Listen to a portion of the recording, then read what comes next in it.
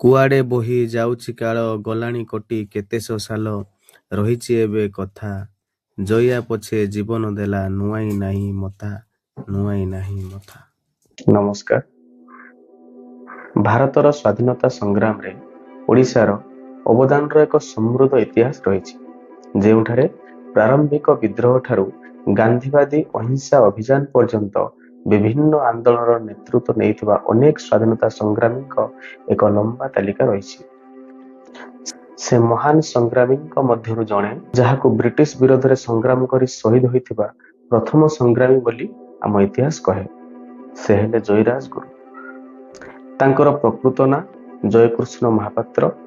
1739 ମସିହା ଅକ୍ଟୋବର 29ରେ ପୁରୀ ନିକଟସ୍ଥ ବୀର ହରେକୃଷ୍ଣପୁର ଗାଁରେ ଏକ ବିଦ୍ୱାନ ବ୍ରାହ୍ମଣ ପରିବାରରେ ସେ ଜନ୍ମଗ୍ରହଣ କରିଥିଲେ, ଯେଉଁଠାରେ ତାଙ୍କ ପୂର୍ବପୁରୁଷମାନେ ପାରମ୍ପରିକ ଭାବରେ ଖୋର୍ଦ୍ଧା ରାଜାଙ୍କ ପରାମର୍ଶଦାତା ଓ ଆଧ୍ୟାତ୍ମିକ ଗୁରୁ ଭାବେ ସେବା କରି ଆସୁଥିଲେ।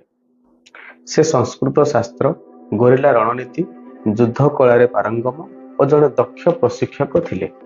1798 ମସିହାରେ ମୁକୁନ୍ଦ ଦେବ ଦ୍ୱିତୀୟଙ୍କ ଉତ୍ତରାଧିକାରୀ ସୂତ୍ରରେ ରାଜନେତା, ସେନାପତି ଏବଂ ରାଜ୍ୟର ପ୍ରକୃତ ପ୍ରଶାସକ ଭୂମିକା ଗ୍ରହଣ କରିଥିଲେ।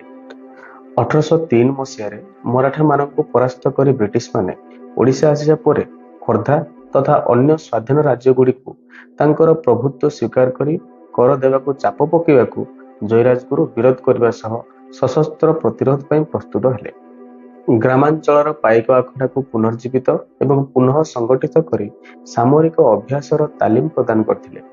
ବ୍ରିଟିଶ ଶକ୍ତିର ମୁକାବିଲା ପାଇଁ ସ୍ଥାନୀୟ ମୁଖ୍ୟ, ଜମିଦାର ଓ ମରାଠାମାନଙ୍କ ସହ ମେଣ୍ଟ କରି ଅକ୍ଟୋବର 1804ରେ ଖୋର୍ଦ୍ଧା ଓ ବରୁଣେଇରେ ବ୍ରିଟିଶ ବିରୋଧରେ ଅଭିଯାନର ନେତୃତ୍ୱ ନେଇଥିଲେ।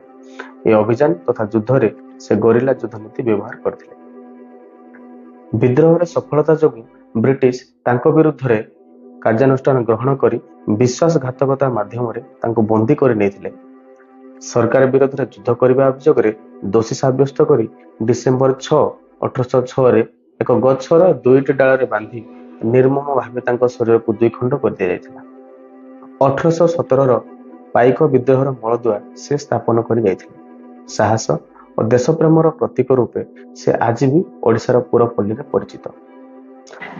ପରବର୍ତ୍ତୀ ଭିଡ଼ିଓରେ ଆମେ ବକ୍ସି ଜଗବନ୍ଧୁଙ୍କ ବିଷୟରେ ଜାଣିବା। ଜୟ ଜଗନ୍ନାଥ।